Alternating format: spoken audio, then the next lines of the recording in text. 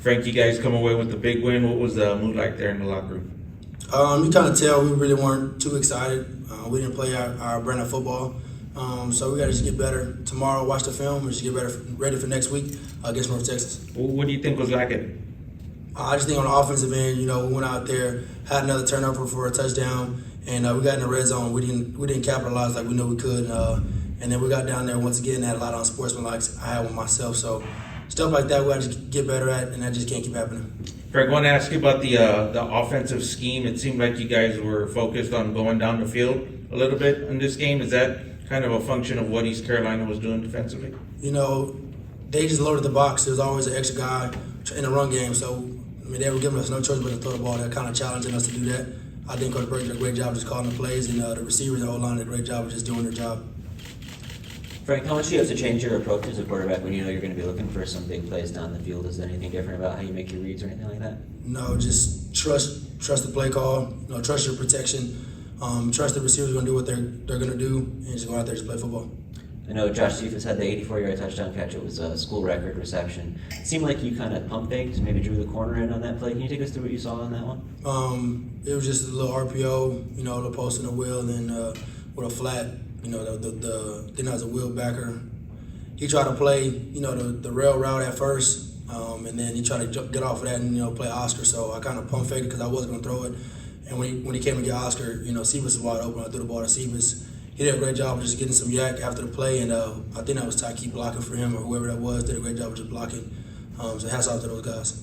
You have your name on a lot of records here, but now that's another one to be able to say you were part of the longest passing connection. What does that mean to you, if anything?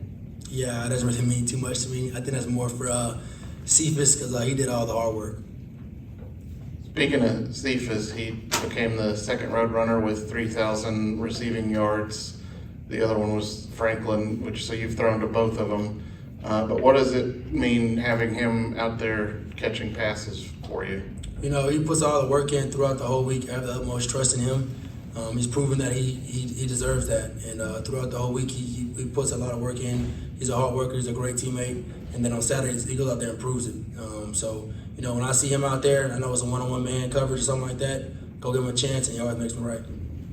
He told us early in his career that he wanted to be a better run-after-catch player. Now that's clearly one of his strengths at more than 100 yards today. What does it mean to you to see how he's developed in that area? Yeah, just how he's developed as a person, as a player, and I've been with him since he was a true freshman. To see the growth that he's had, he's put a lot of work in to get to where he is, and Coach Price does a great job of just challenging the receivers just to get some yak after they catch the ball. And I think all those guys have responded well to that, and he's going to keep challenging those guys. Frank, how physical was it out there? It looked like you took some hits a little bit today. I got hit one time. He hit me right in my stomach, so I knocked the wind out of it. But other than that, it was just football. How you guys feeling on this 4-game winning streak? It seems like you guys have put together a real solid month here. We're not really satisfied. Like I said, the mood in the locker room wasn't what you would have thought after a win. So we got to watch the film, get better from it, and get ready for next week.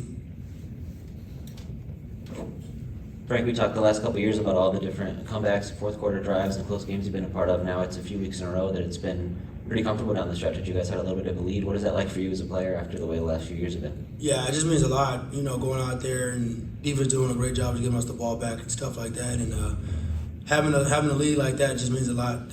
Early in the game, you just separate yourself, so it doesn't come down to the wire at the end. And we're just fortunate enough to have some of those games like that. It's not common, especially in college football, and especially in our conference. So, we'd love to keep it rolling, but if not, we're up for the challenge to come down to the wire. Are there any keys you can point to why you guys have been able to make that happen or build some of these advantages? Something that's working for your team at a high level right now?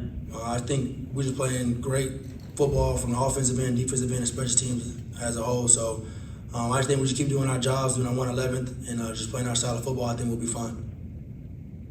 Anything else for Frank? Good. Thank you, Frank. Shut up. Thank you.